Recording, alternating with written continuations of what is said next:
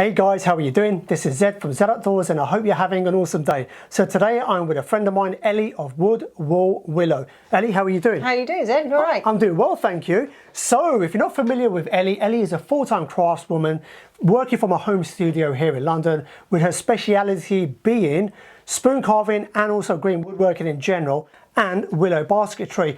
Ellie has appeared on my channel previously where we filmed a very detailed tutorial on spoon carving as well as a couple of other topics, and during my visit down here today what Ellie's going to be kindly showing in this video is her process for letter carving. Now this is a topic I've not really covered on my channel, and this is a process I've not seen before as well in detail. So this is something I'm also looking forward to seeing. The reason why this tutorial came about is because during my last visit down to see you here at your home studio, we looked at the examples of your spoons and whatnot and things that you carved, and I saw some really lovely lettering. And I was like, who's done that? She goes, I done that one, no way. So it was something we mentioned then as a bit of a teaser. You throw it out there as an idea to cover as a topic, and there was a lot of positive feedback to say, yeah, we'd love to see that. So here I am down here to cover this very topic. Now, a couple of things to mention before we get rocking with the actual tutorial is number one, this video is time stamped into various kind of topics. So if you look on the timeline on the bottom of this video, as you scroll along, you'll be able to see the different sections marked out. Also in the description below this video, you'll see the timestamps kind of paced out as well. YouTube has a very cool feature. If you click on the times on the left hand side of that description, it will jump to that particular section. So this video works great as a teaching aid if as you move forward you want to jump into a particular section, so rather than having to manually scroll through, you can click on that particular section, it will just jump straight there. A couple of things to kind of stress. Number one, I'm going to be putting a link down below to Ellie's website where she has a lot of images and kind of items that she's carved before you're going to be able to see. Because what Ellie does, she does is full time. She not only makes full-time, but she also teaches full-time as well, primarily here in London, but also elsewhere throughout the United Kingdom. So on the website, you're going to be able to find a lot of information about the myriad of things that she gets up to.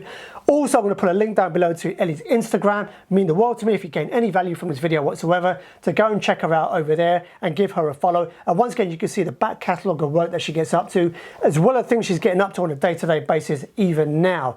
So, with your kind permission, Ellie, shall we begin? Let's crack on. Right, guys, I hope you enjoyed the rest of this video where Ellie of Wood, Wool, Willow is going to be teaching you letter carving.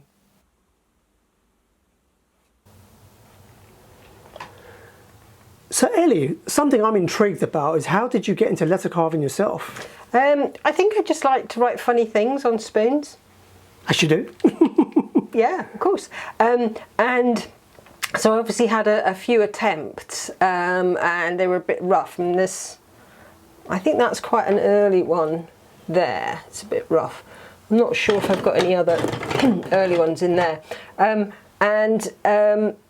then went to Spoonfest and did a fantastically eye-opening workshop with Dave Fisher. So I don't know if anybody knows Dave Fisher, but he's the sort of sine qua non of lettering, really, certainly in the US, but you've just given me an English guy's name, Martin Wenham. Martin Wenham. Apparently Dave Fisher learned from Martin Wenham, so that's a new one on me.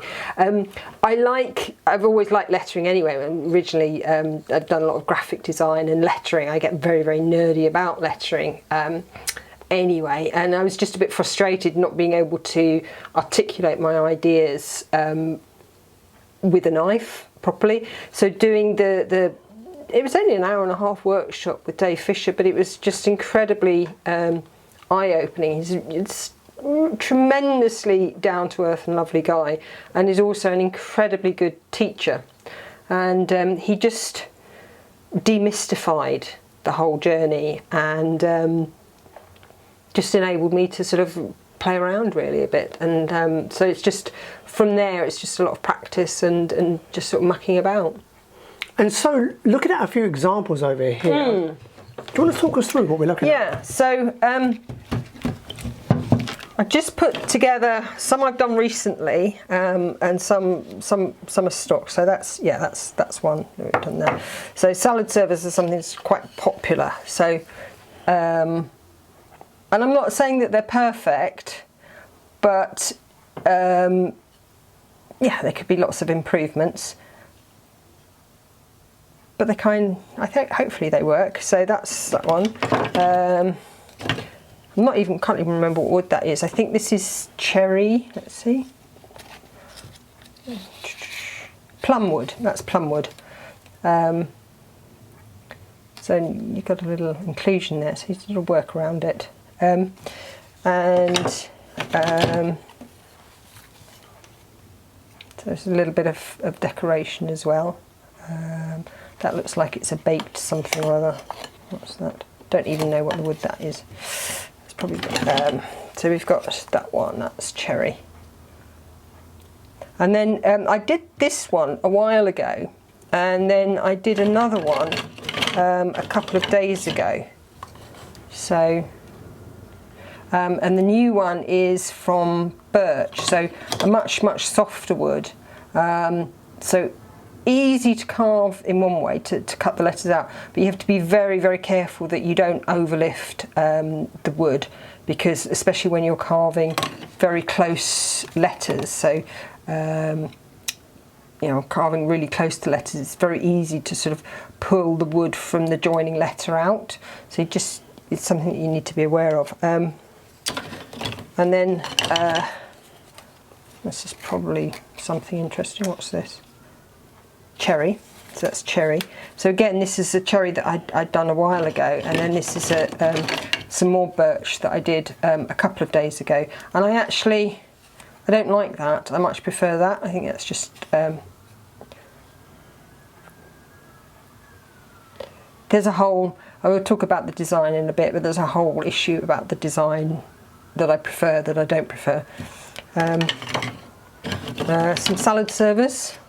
I haven't oiled these, so they're still looking a bit pale. I know birch, a lot of people say it's a bit boring, but it's really nice, and these probably might get baked.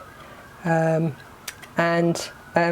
like to write sometimes quite daft things on. So I had a whole series of spoons. They've all been sold with song titles on, or words related to songs. So there's if anybody knows an American folk singer called Woody Guthrie, and he had a guitar, and on the guitar it says, "This machine kills fascists." So I had a spoon called "This spoon cooks fascists." And then, so I've got the one, "I Want to Hold Your Spoon," so the Beatles song. And then there was the Madness song, was it "One Spoon Beyond"? So I had others as well. So just quite having fun with it. So it's a cooking spoon. And this is apple. It was a bit of diseased apple from Barnes Common, but it's quite pretty. So again, just sort of playing around with it. Just another one, slurp. This is birch again. Let's feed me. And then this was an absolute pain in the bum to do. So, but it was an order. Somebody had a little niece, I think. Obviously, the little girl's name is Willow, and she wanted it carved out of willow, which is very soft. I mean, it makes a nice hard spoon, but it is very soft for carving. And this, what I was saying about the sort of tear outs between letters, was really easy here. So I had to go very carefully, very lightly. It's not as good as I wanted it to be, but it's as good as I could get it. So that's the spoons. I think what we'll talk about is kind of the design concepts and how I come about that, because that then dictates what techniques I'm going to use. So Ellie, where would you like to begin? Well, I kept the pieces of paper that I was designing the lettering on for these spoons, and you can kind of see some of the thought process. So first of all, let's decide what you want to put on your spoon handle, and you need to be quite aware that when you're wanting to put some lettering on, and it's similar to any sort of decoration on spoon handle, you want a reasonably flat surface, because if you start working on a very round surface, your knife is going to slip off, and it's going to make it a lot more difficult. So there are certain spoons that it's not going to work with, and there's certain spoons that you are going to have to be very mindful of that carving process. So as you can see, these are all sort of reasonably flat. a really, I haven't got any here, but something really, really round is just going to make your life really difficult, and your knife is going to split off. So that's a consideration. So even before you can think of any lettering, is think of the shape of your spoon.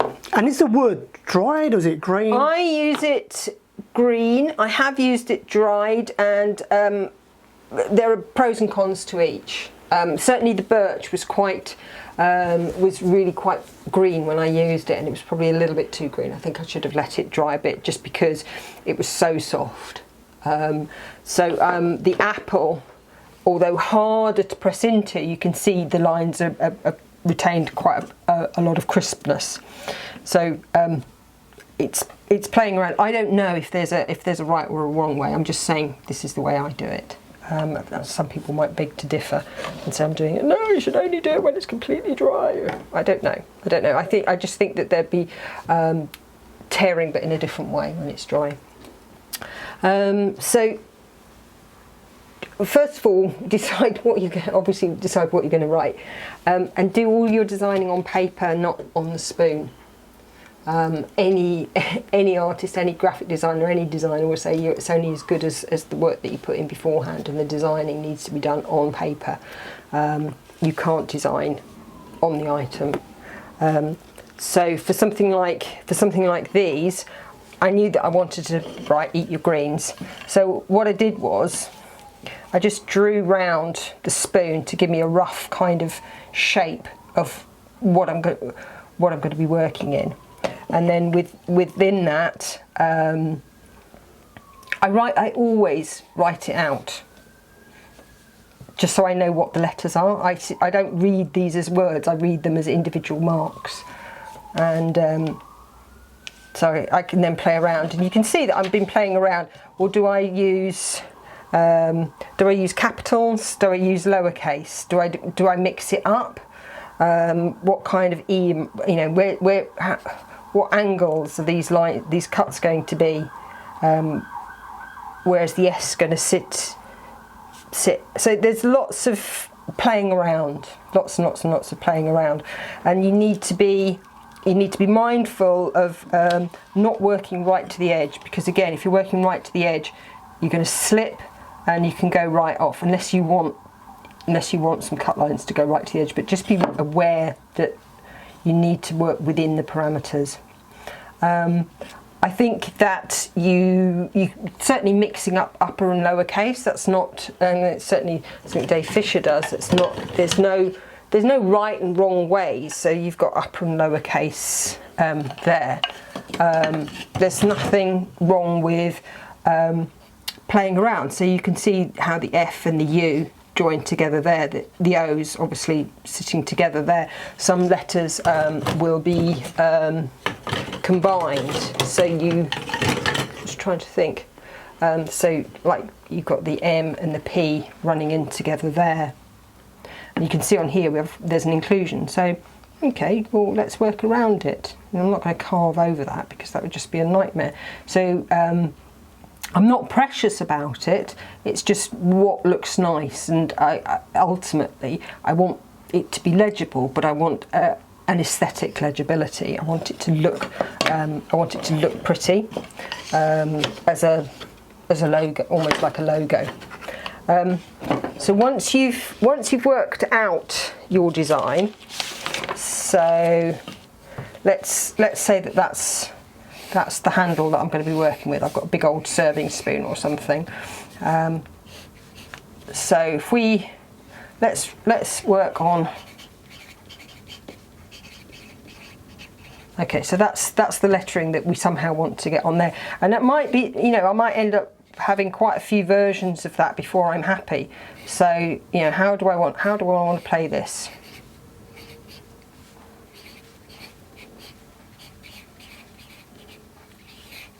I might, sometimes I think, oh God, a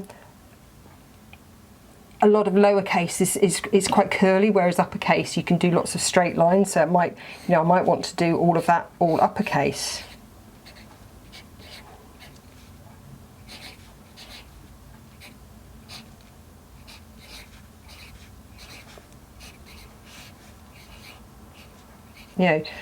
S's you can squiggle around, do all sorts of things. R's you can squiggle around and do all sorts of things. Do I want it like a logo, or do I just want it all to say something? You know, to be linear writing. So yeah. Yeah. I could sit that in there like that. So there's going to be lots and lots of practice. So is this part of the process that obviously you spend a lot of time on, get inspiration from other places and whatnot? Yeah. So what I'm saying is don't design on your spoon. Okay, so once you're ready to transfer it onto your wood. So here's a thing that I have learned from experience, is always have it written out in front of you, because it's so easy, and I'm going to show you one of my idiot mistakes. Okay, so here's a butter knife, and this is what I wanted to say, spread. Okay, that says spread. What did I do? Missed out the P. Shred. And it's just really easy because you're so involved in the carving and the shapes that you actually forget what you're doing. And I've done that with I've done that with a butter knife, and I've missed out the final E as well, and somehow managed to sort of put something in together. So it's really, really important that you have that written down in front of you. Even if you're just going to do a straight bit of lettering with very little design, have it written down so that you work through the letters one at a time. Another thing as well is mostly you want your lettering to sit up towards the top of the handle. You don't want too much lettering down here because that's where it's going to be, you know, used, and you want it to sit nicely on the handle. So here's something, I work backwards. So I do the S first, then the R, and I'd literally do that. And that way I know it's going to sit tightly. If you start here, so if I started doing,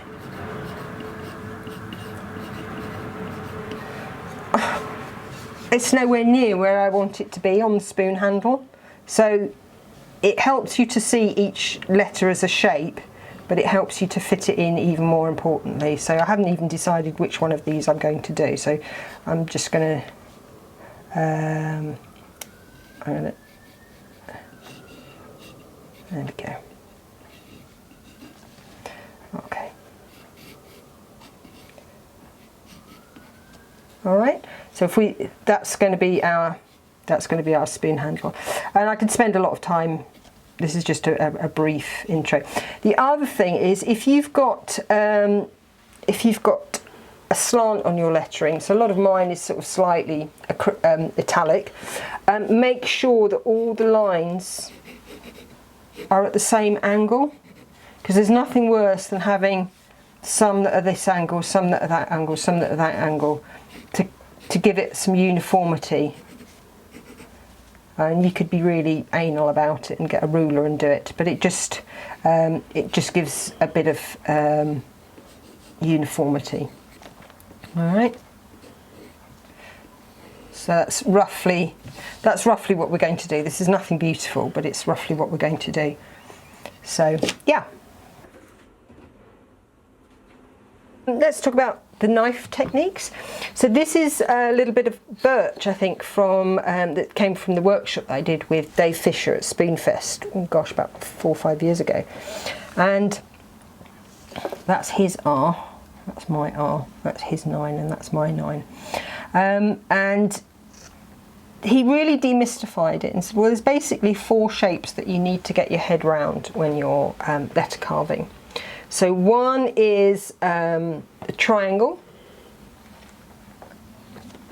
one is a rectangle, one is some kind of full stop, and the other is a half moon. And with those 4 shapes, you can make every element of lettering. So obviously the dots for the eyes. You can do combinations of these small triangles for some letters, obviously the down strokes, and don't forget, it doesn't have to be, that rectangle doesn't have to be straight. You can have the ends of your letters with points on like that. The triangles can be very long and elongated. They can be very short, almost like a chip carving triangle.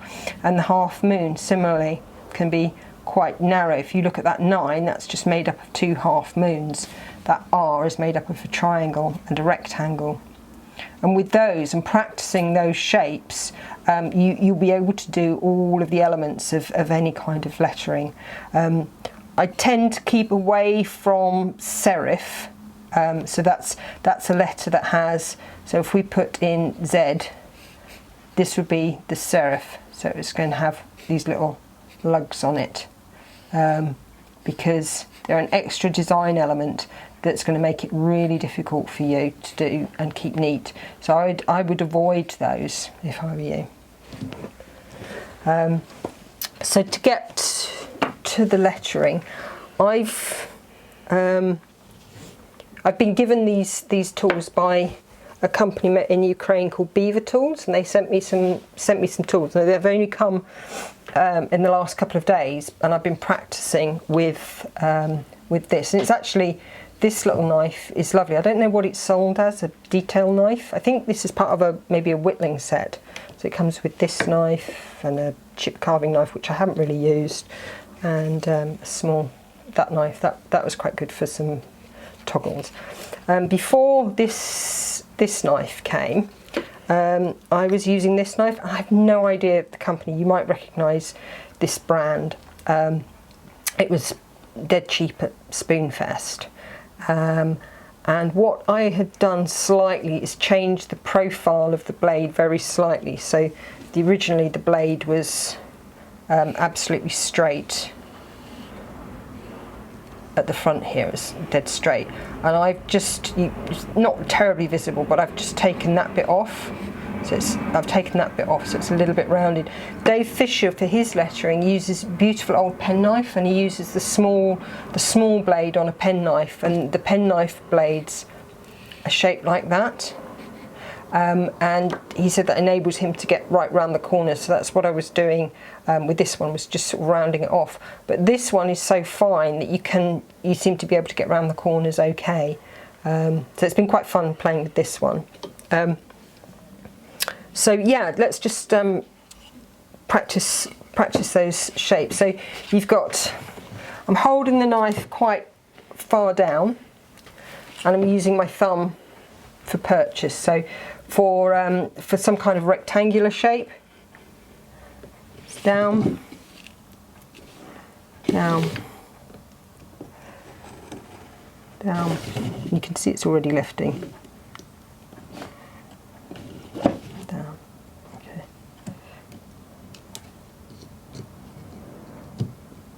Now it's not coming all the way off, so I haven't need to go down a bit further. And it not, you know, in an ideal world, it would all come off in one pass, but it's not. You know, it's not always going to do that. See, it's cleaning it out, and it's how deep you want to go.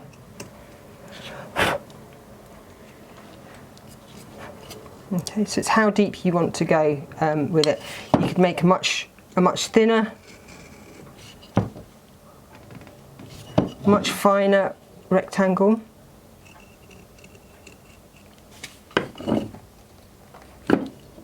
Like that. Yeah. You could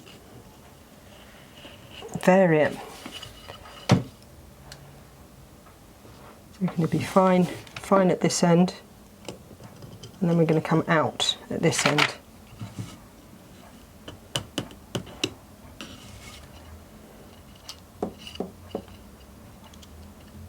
Okay, and again we're going to need to clear the pressure of doing it on camera. You're going to need to clear that end there.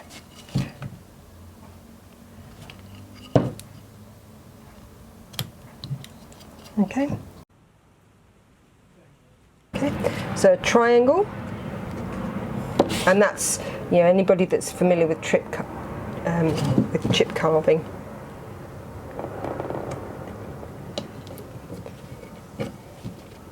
And you can have quite a long, thin triangle.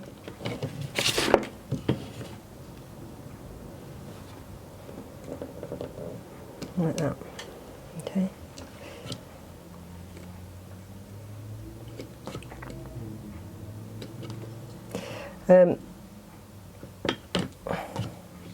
Just say something about the light. It always helps to have a raking light, a light coming in from the side, so that you can see shadows more as well. So rather than having an overhead light on, I would get the brightest light you can and have it at a raking light. So whether that's sitting right in the window, but on this, so that you've got it coming in from the side, or whether you've got a really bright work light. I have a really bright work light, so in the evening, if I want to do this, I'll have that on, but raking from the side so I can see the shadows. So we've got triangles and we've got rectangles. We need to do half moons. So again, you're pivoting, you're sort of using your thumb to brace you. You're pivoting round and then turn it round. And you're getting a half moon. So something like an O, for example, I would do it as a series of a couple of half moons. I'm trying to do this with the camera poking right on my finger.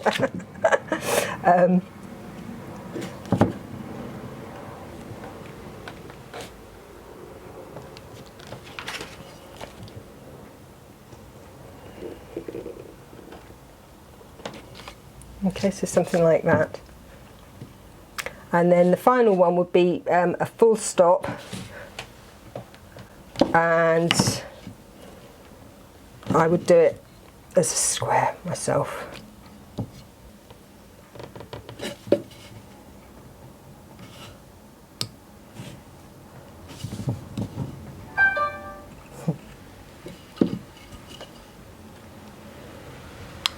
There we go. Okay. So yeah, just have a practice with those four shapes. I think they're not beautiful, but it's a start. Okay. And then once you're feeling comfortable doing that, you can work on your lettering. It doesn't matter if you work left to right or right to left on this. It's not an issue. It was just the writing out always helps. So for something like this, bearing in mind this is probably a little bit bigger than I would necessarily work. It depends on the size of the spoon handle. But when you're working small, you are working very, very, very tight. So just be aware of that. Your knife needs to be incredibly sharp, and it's obviously it's just the tip that I'm using.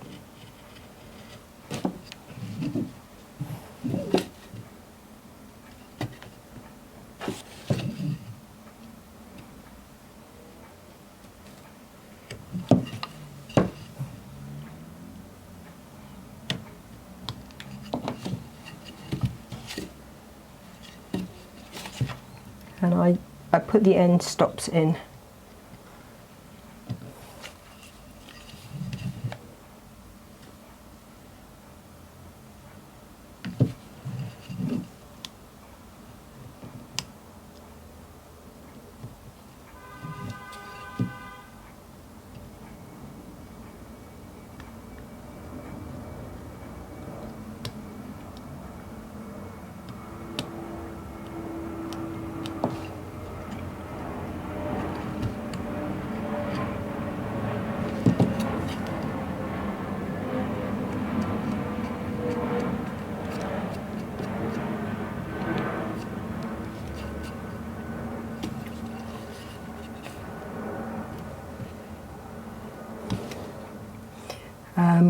And I would want to vary the thickness in the letter. I don't want everything. I don't want everything to be uniform thickness, because you're putting yourself under a lot of pressure, I think, to try and get everything absolutely evenly thick. So I would, yeah, you're not a machine. You're not printing uniformity.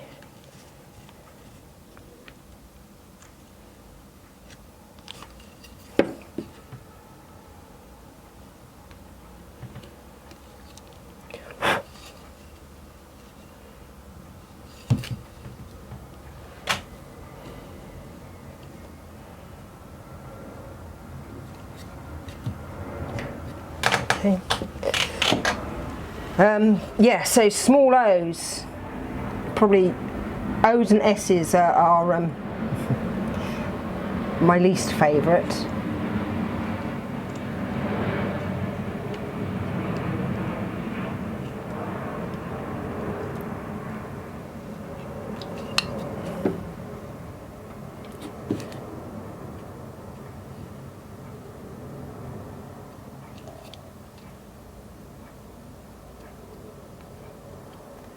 Yeah, and obviously the smaller you go, the tighter you're going to have to work.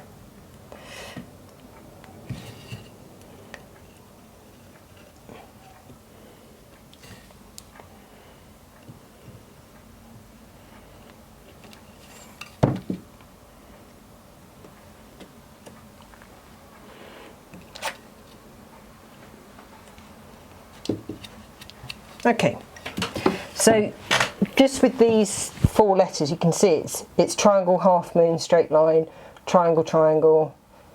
These are just triangles. These are just half moons. So there's no alchemy to this. It's pretty it's pretty straightforward. Just practicing those 4 shapes, and you can use them for all of the lettering that you're going to need. And also, no doubt, kind of safely bracing the piece, your hand, the knife. Yeah. Yes.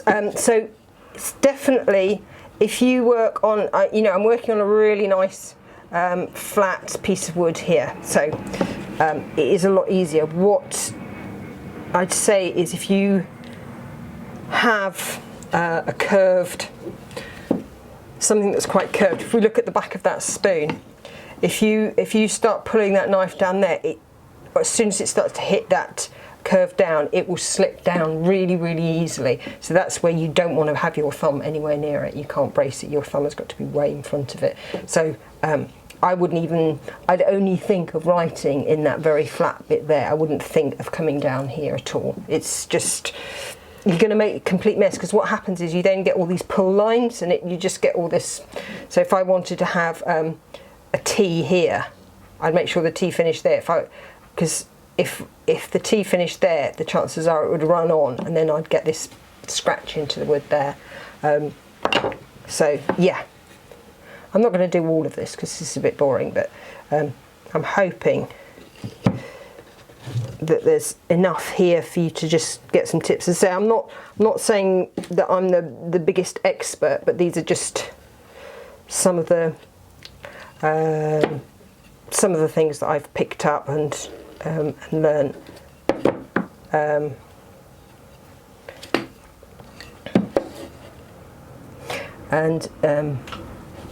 It's having a really good light, because what you need to see, what's really hard sometimes is to see that first cut, because it goes in and it's on the pencil line, or it's just by the pencil line. It's really hard to see that first cut, and the better the light and the more raking the light, the better you can pick up on that.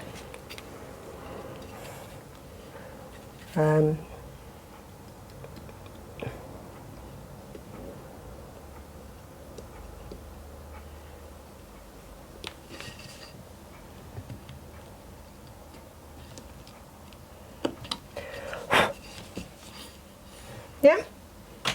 Awesome. One thing, if I could ask, is if you could, for example, just write out ZED with your pencil on the paper, but pretend the pencil is a knife, so we can kind of see now, kind of like how you're approaching it, the cuts that you're making, if that's okay. So if we say, for example, so I've written. That's what I've written. So I need to make a decision before I've even put my knife in, I need to make a decision is whether I want that to be a triangle or a rectangle. And sometimes I've seen lettering done in a series of triangles, so it would look like that. I think that's a little bit crude, and it makes it kind of look like when people are trying to do that sort of pretend Chinese writing or something. I'm not overly fond of it, so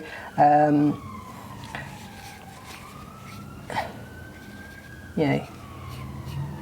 Right, zoo. I always think it looks a little bit naff. So I would maybe one triangle, but then the rest I would put as a rectangle and a bigger rectangle. But ideally, I think I would have rectangles. So Z would be like that. So I'd knife, knife, knife, knife, and then bring the knife all the way down, and then knife, knife, knife, knife. That will pop out there. So you bring in the knife all the way down, and just to give it a bit more flow, you might want to have. So, for example, say one quite thick rectangle, and then two thinner rectangles, or vice versa, a thick rectangle, sorry, a thin rectangle and a thick rectangle. Or I like to keep it quite dynamic, so I would probably go for something a bit more like this, so that there's a degree of it's getting sort of thinner and thicker. So that would be one rectangle, that would be the second rectangle, and that would be the third rectangle. So there's a bit of dynamic stuff going on. If everything is very uniform, I think it is quite dull. So a couple of things leading on from this. Would it be possible, once again with the pencil, to draw out the 4 different shapes that you highlighted earlier? Yeah, so a rectangle. Now that rectangle doesn't have to be just a rectangle. It could go like that. It could have raking ends. It's some form of a quadrilateral, if we remember our old maths. Right, so it's going to have 4 sides. So you would put you do a knife, turn it round, knife, knife. So you're going to put your knife in 4 times, and that's the point in the middle there at which they meet. So that's where your V will be, like that. Yeah. So you've got one. The other one is the half moon, and again, your knife is going to go in there. Turn it round, and your knife is going to go in that side. And that is where your valley is going to be. The other one is a triangle, and again your triangle could be quite small, almost like a chip carving triangle, so that's the deepest point, or it could be quite long. It could be quite raked, like that. It's effectively a shape with 3 sides. You know, therefore it's called a triangle, but it can have quite a different sort of look to it. Yeah? Mm-hmm. And then the final one would be some kind of full stop. And it's better to do a square full stop than try and do a round one, because the edges are just going to go so rough and jagged. So it's better that you do 1, 2, 3, 4 cuts like that, and that they meet, those cuts meet in the middle. So Ellie, I think something we were just speaking just now off camera is, as a kind of final maybe suggestion, is what are your thoughts about people at home like myself who have not done this before, that are going to be obviously giving this a go, and kind of as I'm learning, as I'm kind of filming you, I'm thinking maybe one way people could do it, including myself, is to draw out the lettering that you're going to do, but draw it out in a way that you're actually going to carve it, if that makes sense. Yeah. I think it's okay to start off with, if you're not feeling very comfortable or confident with the lettering, but I think it's something that as you become more comfortable with, you'll drop. A, because it's just another step you don't really need to do, but also it ties you in too much, and I think the process needs to be a bit more dynamic, because sometimes the knife might not go exactly where you want it to go, and it will present you with a situation that you're going to have to work around.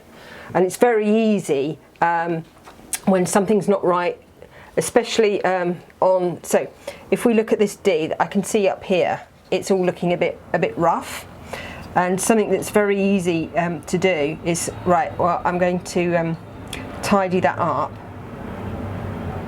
and then you start overworking it and it becomes huge, and it's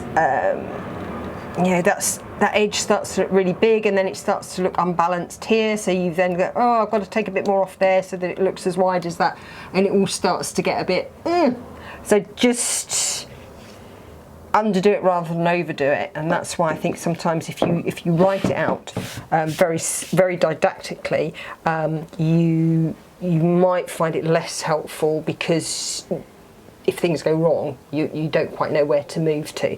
So, for example, let's do the Z as we were. Okay, so that's effectively what we're doing with the letters. So, in terms of how I'm taking my knife, okay, so I'm going to do a triangle there. Okay, and now I'm going to do a rectangle there. I'm going to make it a bit dynamic. So it's thinner there and thicker here, so that's the rectangle, and then I'm going to have another rectangle here.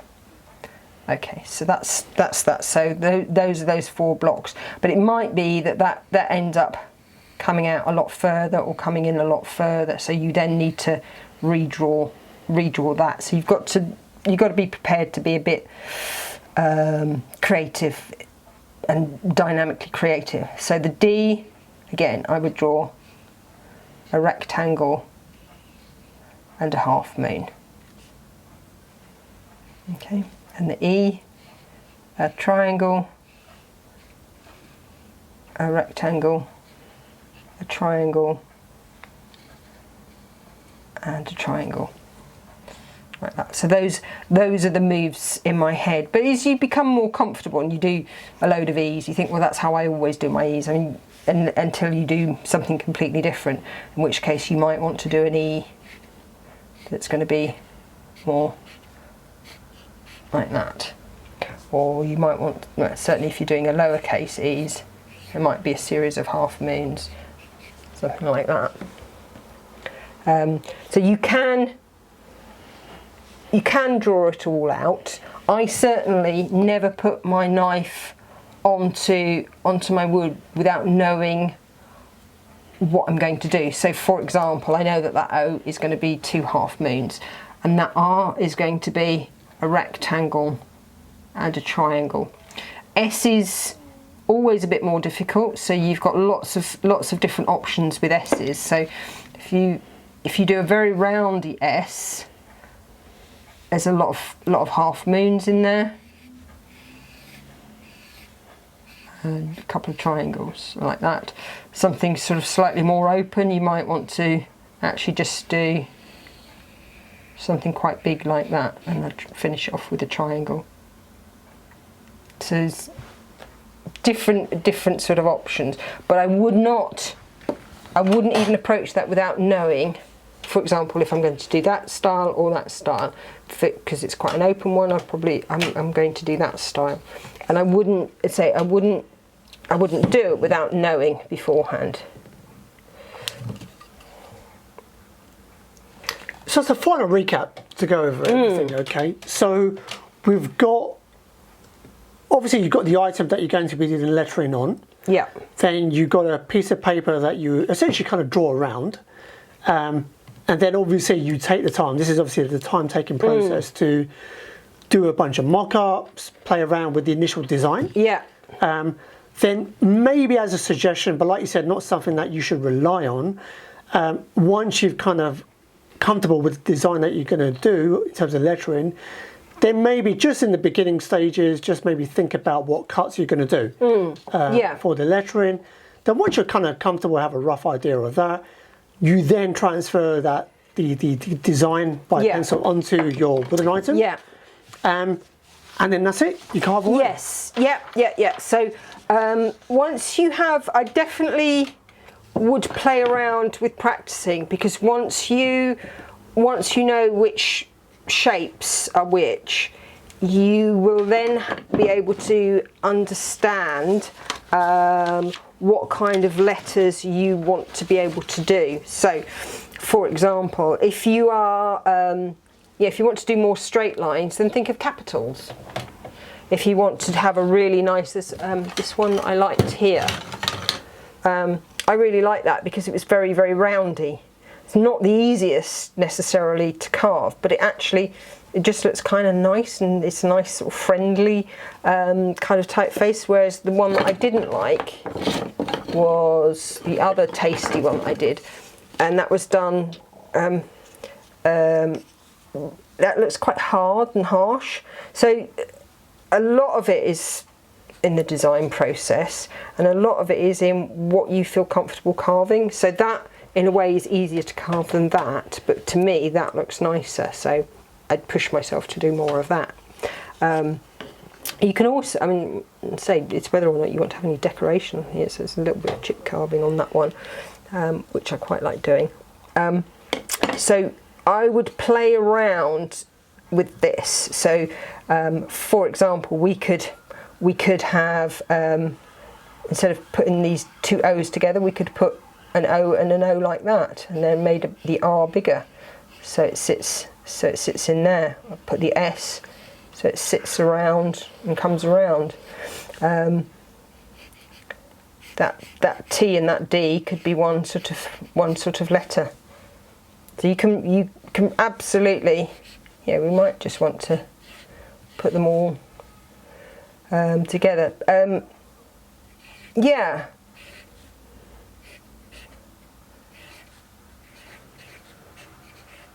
So just muck around, but don't get too clever, because it just looks naff.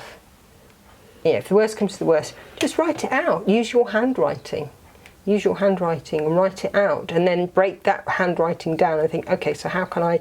So we started off with that. That's my handwriting there. Okay, well maybe it might be really nice to just take my handwriting exactly and put it on here, and then sort of break that down as to how I'm going to carve each of those letters like that. You can get, a bit too clever and fancy and logo-y, and then that just looks a bit poncy. We don't do poncy. We don't do poncy. No, don't want poncy. don't be clever. Just it's got to be legible, and I think it's got to be loose. It's got to have a degree of liveliness to it. So there you have it, my friends. That is a wrap for this video. Ellie, thank you so much. You're welcome. My pleasure. The one thing we realised, this is the first time Ellie has taught this, hasn't it? Yes. Lettering in general, let alone in video. Yeah. And stuff. So it's one of those things we were navigating through the video, the kind of best way to kind of get the information across, because a lot of the time when you're explaining things in person, it's one thing, but explaining things on video is always a very tricky thing, because trying to get how can I put it, all the nuances and angles and dynamics at play is always a bit tricky. And because with the letter carving, it's so kind of inward and enclosed, it's very, I know it can be tricky to kind of get it. And it's also the light as well. If you can't see the shadows, if the light is coming flat, the camera is not going to pick up the shadows. Yes. You can't see where the grooves are going going to be. So it all looks really, really flat. So it's breaking that down. Hence why it was like the drawing of the pencil. We discussed just a moment ago. It was just that, so as you can just see that. Hopefully the viewer can see at home a bit of a better illustration of how we're approaching the cuts. But regardless, I learned a lot like I said, it was the first time I've seen the entire process, so it was good to see kind of how you approach it, and that's hopefully helping the viewer at home. Ellie did mention just off camera, as we were just speaking just before filming this last segment, is what Ellie's going to kindly do is take a few pictures and close-ups and whatnot and put them onto a page on her blog that I will link to down below. Yeah, no, in a week or so's time, I'll try and get some stuff on my website, and I'll put it as an extra tab, just spoon lettering for spoon carving or something like that. So hopefully there'll just be some close-up photos of how I've done it, and maybe some guides about how to think about doing the lettering. Yeah, because I know once again this is something that will be work in progress for you as well. Yeah. You know, in terms of once you, because obviously you know how to do it and do it well, and it's another thing now trying to explain that information across. Yeah. You know, in a formulated process. But no, it was great to see once again the process myself. So guys, as a wrap up to this video, as I mentioned at the very beginning, there are timestamps on the bottom of this video and in the description below should you want to jump to a particular section. I will be putting a link down below to a page on Ellie's blog, Willow, where she will obviously, once again, just as we just touched on, a few images and a few pointers and whatnot in regards to what we spoke about and the process as a whole. And I would highly recommend you go check out her Instagram. Once again, link down below. You can see a plethora of her work that she's done previously with lettering, spoon carving, willow basket making and wool, etc. You can see all that kind of myriad of work there. And finally, I'll put links down below to all the other videos that I've done with Ellie as well. Last but not least, the whole idea and kind of inspiration behind this video is to inspire you to give it a go. I know I've now got a framework to work with myself in terms of having a go. But obviously the idea is that you have a go yourself now on with the information that Ellie shared in this video.